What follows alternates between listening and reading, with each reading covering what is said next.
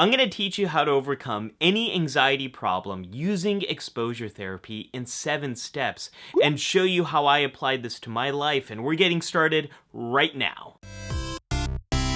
I'm Dr. Ali Mattu, clinical psychologist in New York City, and I've been treating anxiety disorders for over 10 years. You've probably heard of exposure therapy, this idea of learning to face your fears to overcome them, and it's something that I have actually talked about on this channel before in a video about me facing my bee phobia. When you get anxious, your urge is to avoid a situation. While that makes you feel better, it keeps you from learning that if you stick with a situation, your body will adapt and your anxiety will come down on its own. The more you expose yourself to anxiety, the less anxiety you feel. I've learned a lot since making that video, and one of the things that I've learned is this idea of habituation, of staying in a situation until your anxiety declines on its own. Well, there's mixed evidence about that. In some situations, people will experience it, and then in some, people will not. Declining anxiety through an exposure is not necessarily predictive of good outcomes in treatment. It might actually cause a lot of harm because it might give the message to people that anxiety is something that needs to be decreased. The newest ideas of exposure therapy, they're not about calming down or your feelings going away. It's not about becoming more comfortable. It's about becoming comfortable being uncomfortable. Your brain, it's an association machine. It connects things together. Let's say you go out for Italian food one night and a few hours later you get really sick. Well, the next time you smell or see or think about Italian food, you're probably already going to start feeling sick. That's your brain's associations at work. Surprising, sensory-filled, emotional associations will win out the battle for recall and are much more likely to guide what you do. This is what exposure therapy needs to address. It has to break apart those associations. Imagine that Ryu is a new memory that you're trying to form, a more realistic memory related to your fear.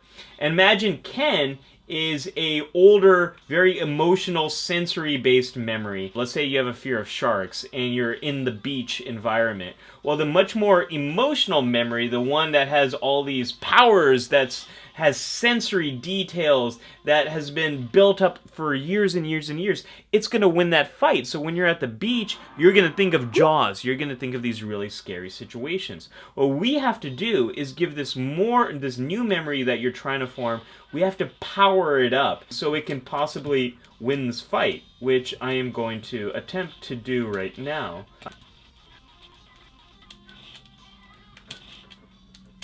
That's it. So we need to strengthen those new memories.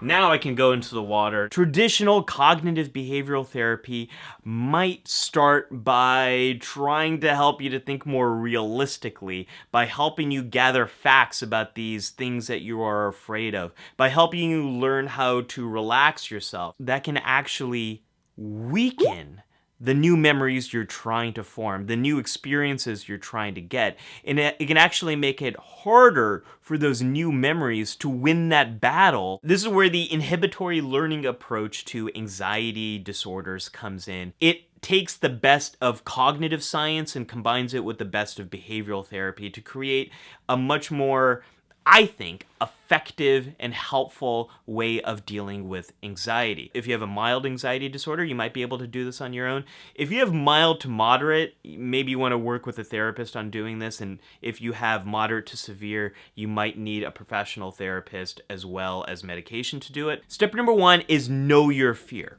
Really know it. Not just the surface level, I'm worried I'm going to get anxious. No, we're going to dig deeper. What would it mean if you get anxious? What would that say about you? What's the worst that can happen? What would you do? What would happen to you? What would happen to those around you? What would it mean? What would people think about you? Maybe the core fear is about failure, about being stupid, about being unsafe, about losing control, about being trapped. I've got this big fear of vlogging in public, of taking my camera and going outside in public and recording video. I've done this once before on this channel. It was at the Grand Canyon, but that was a very different context. It was different equipment. It was long ago. I'm so much more scared of doing this in New York City because I'm afraid of running into someone I know. I'm afraid of people seeing me who are likely to see me again. I also have more people watching this channel, so I feel like the stakes are higher. Being unsafe outside and of being judged and being seen as stupid or strange or dumb or even like super into themselves and narcissistic. I know Casey Neistat does this all the time. He lives like here in New York City. That doesn't help me at all because it's not my thought. It doesn't reflect my experience. Number 2 is know your why. Are you trying to overcome this anxiety for another person because of this important relationship in your life? Or is it because of what you value and who you want to be and your identity? Is it because you're afraid of missing out on opportunities that you want to be there for? I really want to do YouTube well, and I want to make videos that help you all. And to do that, I need to be able to make videos in a wide variety of contexts. So for me, in order to move forward and not miss out on the opportunities of YouTube, I need to overcome this barrier. Number 3 is test it out. This is where I want you to take that core fear and make a list of all the kind of situations where you think you might experience that fear. And then what we have to do is we have to become scientists. We have to go to those situations and see what actually happens. The place you want to start is what's most meaningful to you. Before your exposure, you want to take note of what you are most afraid is going to happen. And I want you to rate it from 0 to 100. How likely do you think it is that fear, that worry, is going to come true? Right now, my fear is someone's gonna see me, they're gonna judge me, they're gonna think I'm weird or strange. I'm also really worried about like police officers and people coming up and thinking like I'm doing something that's not okay. I'm also worried about someone kind of grabbing my equipment, stealing it, being mugged, it being kind of thrown on the ground, being messed up. I would say I believe that fear that people are gonna think I'm weird about 75-80%. When you're in these exposures, you want to talk out your anxiety. That fear of people judging me and looking stupid is coming up strong. I'm also really worried about running into stuff. I'm worried about dropping stuff. I'm worried about my equipment failing. I'm much more on edge. My heart is beating really quickly and I feel kind of sweaty. And there's like people with strollers and I'm kind of like looking like, do they know me? Are they my daughter's friends of my daughter's, all that stuff. I want you to stay in that exposure until you really get a lot of good evidence related to that fear. That person right there in the corner, she was kind of looking at me, and there I felt a spike of that judgment. She didn't say anything though. After the exposure, you want to ask yourself, did the thing you were worried about happen? How do you know if it did or not? And then, what did you learn? So the percentage I believe that worry that I'm going to be recognized, people are going to judge me as stupid or strange, or I'm going to be in an unsafe position because police are going to come after me, or someone's going to grab my camera. It's really gone down here. I'd say it's maybe like a 20%. And the reason I believe that, the evidence I've got for that is because nothing's really happened. A few people have kind of looked at me, maybe kind of like snickered or smiled, something like that, but nothing's actually happened. Most people just seem to kind of go about their day. Step number 4 is combine your fears. So maybe you have a fear of sweating and how people might see you and being in public situations and having to talk to someone else. Well, you can test out each of those separately and then learn information related to each of those, and then you want to start combining them. So maybe you bring about sweating in a public place and talk to someone else. My anxiety, it leads me to breathe very heavily and have a racing heart rate. I also get very sweaty. So I'm going to bring about that sensation by doing something called an interoceptive exposure. I'm going to do some hyperventilating for about a minute. Feeling it. It's hot. Feeling lightheaded. Hair's cold. So one of the crappy things about being a behavioral therapist, I gotta practice what I preach. Getting some blurry vision now. Not worried people are really gonna notice. Like, why is this guy out of breath? My fear is probably up to like a 50 or 60 now. Feel hot, especially with this coat on after hyperventilating. The thing I remind myself here is why I'm doing this, and I'm doing this because I want to be able to do these situations. I want to make more of these videos. I want to get comfortable being uncomfortable. I am uncomfortable right now. I don't feel too good, and I need to use this experience. I need to get comfortable with it. That doesn't mean feel better. It means coming to terms with it, learning from it, experiencing it, writing it out. I need to get comfortable being uncomfortable. Gekbu. Those are the moments. I need to embrace the gekbu of this moment. Still feel hot. My breathing's getting a little bit back to normal. And you know what's weird is like no one seems to be noticing or probably caring. Step 5 is to get unsafe. This means getting rid of your safety behaviors. We all do little things that make us feel slightly more safe in a certain situation. For many of us, it's using our cell phone if you feel uncomfortable and having that as a distraction, or only being able to go into a certain place if we have a friend or a loved one with us. Maybe it's having a drink with us, some kind of beverage to make ourselves feel a little bit better. The sunglasses make me feel like I'm a little bit less likely to be noticed or recognized. So to truly confront this fear, I need to get rid of my sunglasses. Yeah, that jumped things up a bit. Step 6 is to mix it up. Mix up where you are, the locations you're going to, the time of day, how you're feeling, all of that kind of stuff. I've been on Flatbush for a while, and it is more difficult here because it's so much more crowded. There's so many more people. You don't want it in any situation. This is a lot harder than the park. All right. Heading in the subway. I feel like there's a lot more police here on the New York City subway. There's a lot more people, and so I'm really nervous about what this is going to be like. So that was the train I was just on, and I totally avoided vlogging on the train. My anxiety was just way high because I actually did see a lot of people looking at me. They were looking at my camera. I didn't really feel safe. Now I have to figure out how the heck to get onto the Brooklyn Bridge. I have no idea. It's over there, but I don't really know how to do that. Really nice hot dog salesman showed me how to get on, and boom, we're on the bridge. My anxiety's actually kind of dropped a bit just because I'm so excited to be here. This is by far the easiest of all the situations. The view is so awesome.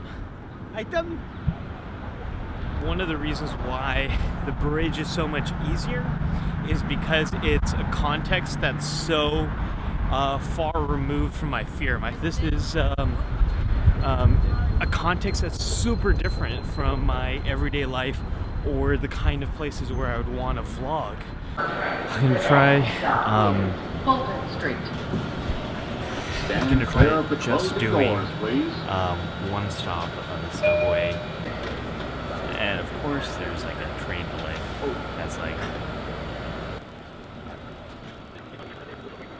Stand clear of the closing doors, please.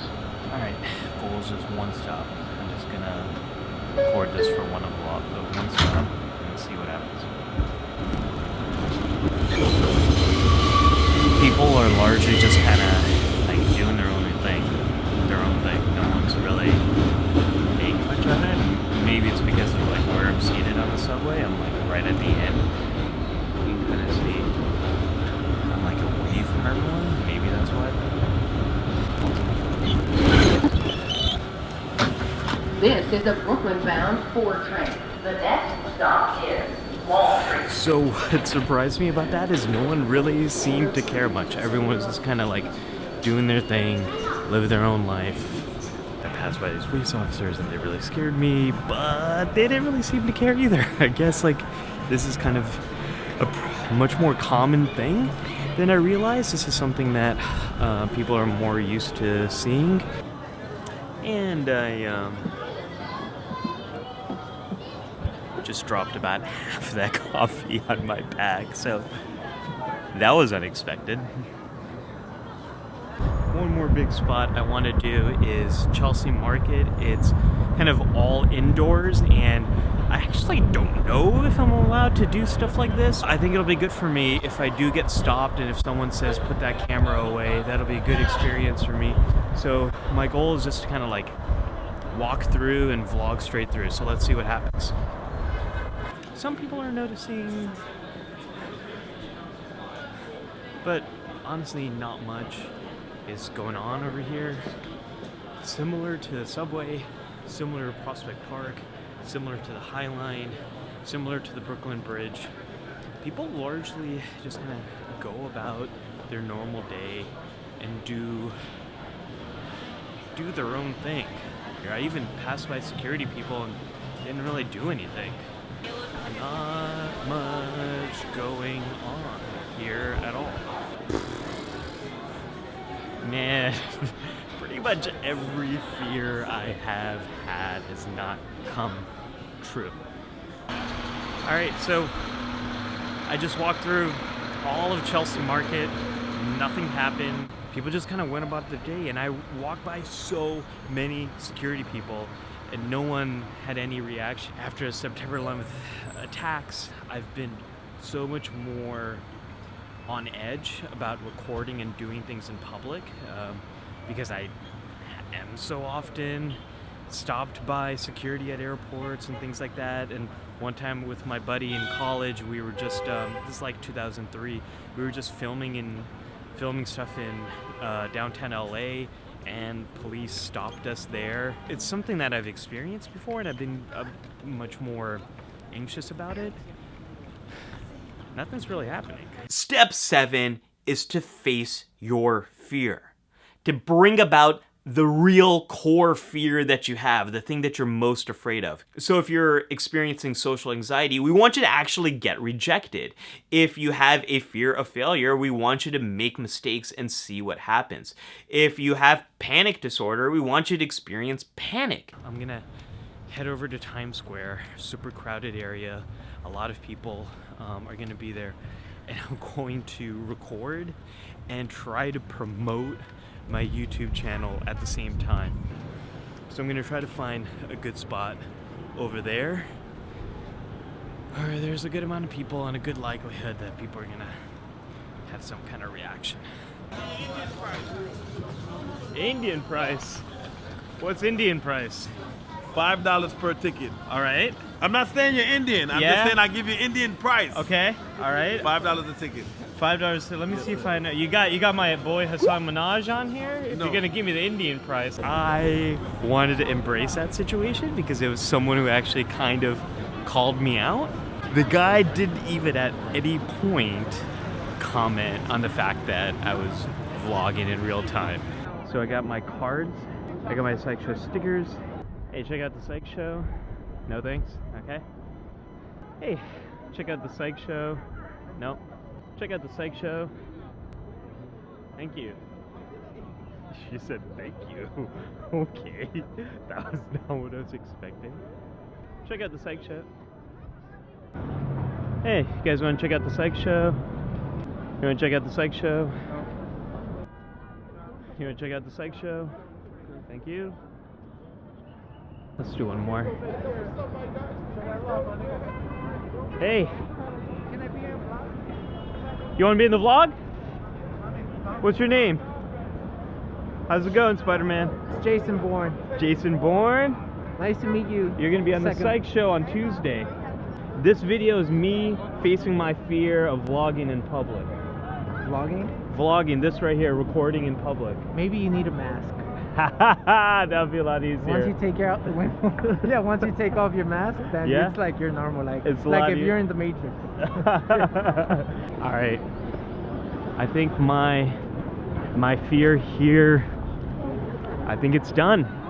Everything I've done today has helped me to develop new ideas that are through real experiences. I feel like I can now go and film anywhere. We've been having so many mind melds on this channel. So many of us have been talking about how we're trying to face our fears, trying to do the tough stuff, to learn from these experiences that are difficult for us. That's why I wanted to make this video. I wanted to make it for us, for all of us mind melders out there, to be able to learn and grow together. So do you have a fear that you're trying to overcome?